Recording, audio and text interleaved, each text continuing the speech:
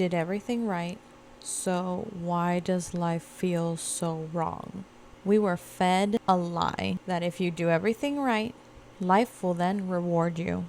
I'm debunking some myths today, so let's talk about it. I want to start today's episode very honest. I did everything right. I followed the plan. You know the script. Go to school, get a degree, get a job, pick a career, marry the one, settle down, and just wait for life to just happen. This really reminds me of a song by Jessie Reyes. It's called No One in the Room, and I'm going to read you the part I mean. You spend your whole life being graded, being told you're not enough, being told go find the one and sit and wait for death to come. But I don't want to. I need to talk to God. There's some things I just don't understand. Now this one hit me very hard. When I heard it, it's one of my favorite songs because it's very true. We follow this script that was built for us, or we think it was built for us, and expecting it to magically compensate us for following the plan. But then no one tells you what happens when it doesn't work. And guess what? Here I am again, spilling the beans. Just like Cat Williams says, my job is to find out all the secrets, come back, tell y'all. So imagine my surprise when I did a bachelor's degree in journalism, a minor in graphic design. I speak English, Spanish, and Italian, and I have a master's degree on public relations. I mean, on paper, it's impressive, overqualified, and I'm labeled as an overachiever. In reality, though, I was broke. I had no stability and questioning myself constantly. My self-esteem was at an all-time low. If you see yourself in my story, I want you to know that you're not alone. This happens to a lot of us, especially a lot of us millennials in our 30s and some Gen Zs in their 20s. Guys, you're not alone. This is something that has been happening. It happened to me, and I'm here to speak about it because it is like this dark cloud of shame that everybody is just hiding and not speaking about. And you know me, I'm gonna speak about it because if education was the guarantee that they promised us, then it should have worked, right? Now let's talk about the confusion and the shame of this. I'm gonna debunk the schnitzel out of it. And at this point in the video, I'm gonna ask you to comment. Let me know what's your story. If you see yourself in my story. If you're an overachiever, let me know and tell me how it resonates in your story. When no one tells you why you're doing everything right and then nothing goes right, you start thinking that you're the problem. And this is where I want to lean in. We're going to lean in here and talk about these negative thoughts that come into our heads. So for me, it was more like I'm thinking I was the problem and that I was trying so hard. I didn't feel like I was doing enough. I didn't feel like I was enough. And I was thinking maybe I'm overreaching. Maybe I should just be grateful that I got this far and be quiet and not talk about it. But just because you don't talk about your pain doesn't mean it's not there. So I was thinking it was just me, but then I start finding out that there's more people like me and more people that just, I was talking to a lot of my friends that were in my age group that just, they did the same thing I did. They studied, they got their degrees, and they're stuck in either dead-end jobs, or they don't have a job, or they're job hopping, or they just it just wasn't working. And they still live with their parents and they're not married. And then the picket fence American dream thing that was sold to us, we're still not seeing it. And so like, what's going on? What's wrong? And with our parents' generation, they had that back in the 90s when you were 30 You had everything figured out. You look at the series in Friends. By the time that they're 30, these people are all working professionals. They're making bank. They're already looking who to marry. They're already looking who to be with, who to live with, and they're just like realizing the quote unquote American dream. That's one of my favorite series because it's a time that I didn't get to live, and some things that I wish I had. I wish I had that camaraderie, those friendships, that economic stability that they had.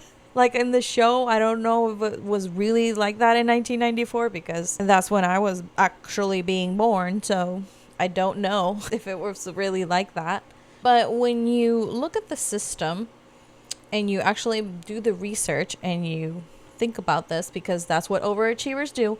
We are overly aware and we think about stuff, and Google is right there. So I I went ahead and checked out this system of like you have to get a job and you need to study and you need to do this and you need to do that. It all comes back from the Industrial Revolution when there was so many immigrants coming into the country trying to get jobs and factory jobs. So it just came from that, the system of like you have this opportunity in this country and you need to get a job and you need to contribute to society and you need to get married, have children, and send them off to work. It was all built for labor, guys, is what I'm saying.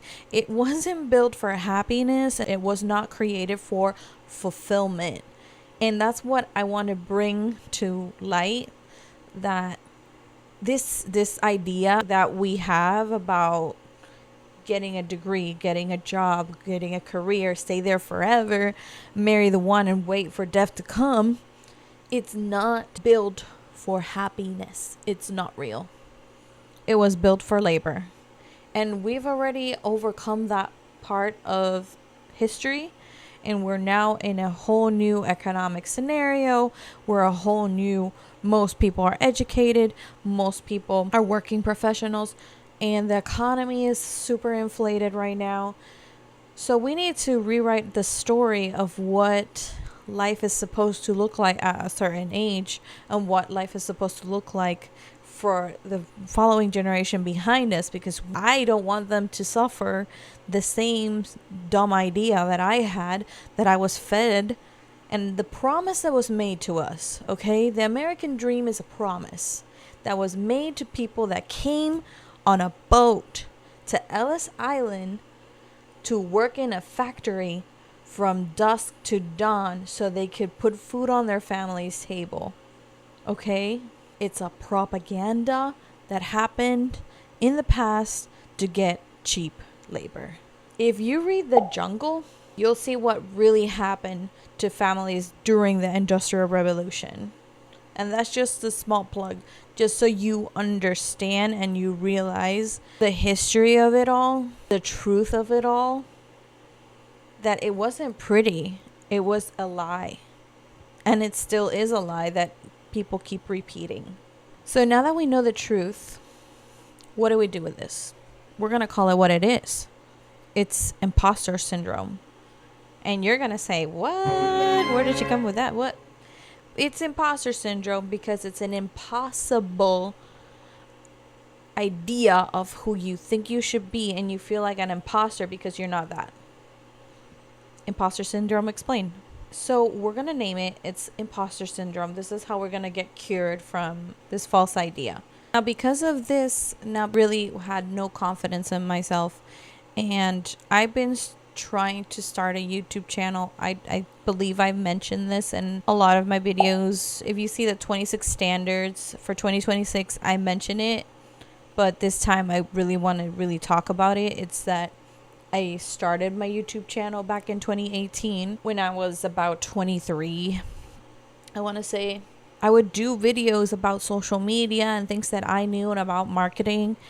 And I felt so uncomfortable with myself, and I felt like an imposter when I was doing it, that I would unlist and delete a lot of videos. Really hurting myself, just putting myself in a box, putting myself, getting in the way of myself. And that really does have to do with the propaganda machine I mentioned earlier. I hate to call it that, but that's what it was.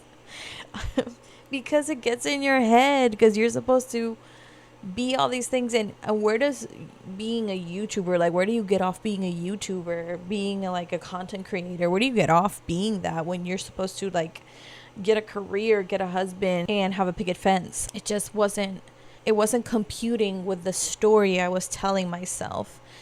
When you name the thing, it's imposter syndrome, because you are not fitting the story that you were fed, and you're like breaking the mold, and you're being yourself on the internet, which is very, very scary. Oh my goodness, my dog came in. Hi. Did you open the door? Hi. Yeah, so it's very scary because it's something that just wasn't in my scope.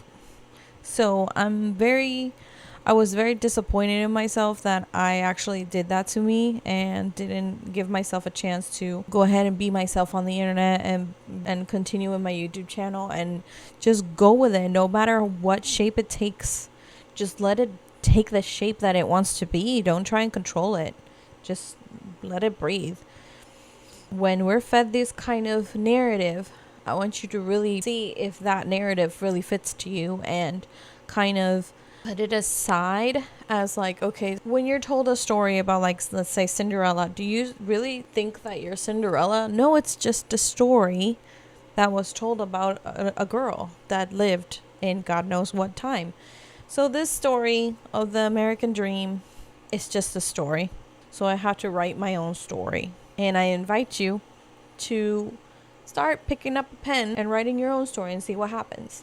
The best advice I can give you is to stop waiting to be chosen. Stop measuring yourself to old rules. Stop hiding your growth like I did. Stop deleting proof that you tried. And this is more like me talking to my younger self. And if you see yourself in her story, comment below and let me know. And this is for you. Start building before you feel ready. This is a big one. So I mentioned this in my 26 things. I didn't feel ready when I started making my YouTube channel. And at 31, I still don't feel ready. I get nervous when I'm making videos, and when I'm editing them, I'm like my worst critic. And I don't feel ready, but I do it anyway. I gotta push myself because I owe it to 23-year-old me. I owe it to teenage me. I owe it to college me, and I owe it to future me. Okay? This is for me. And the last advice I can give you is to let yourself be seen. Let yourself be seen, however that may look. Don't be too editorial with it. In your own light. Be your own self. Don't try to fit the mold or anybody's idea of what you should be at this age. You are who you are, and don't be afraid to show that, because there's beauty in uniqueness. If your life feels wrong right now, it's probably because it doesn't fit you anymore. Feeling lost isn't failure. It's transition, awareness, and growth. If this resonated with you, again, I want to ask you where you are in your journey. This channel is for people who are building new lives, new careers, and confidence. And just know that I see you. I believe in you and believe in yourself. I want you to like this video, share with a friend that needs it, subscribe, and follow She Is a Beast wherever you listen to podcasts. Thank you so much, and see you in the next one. Bye.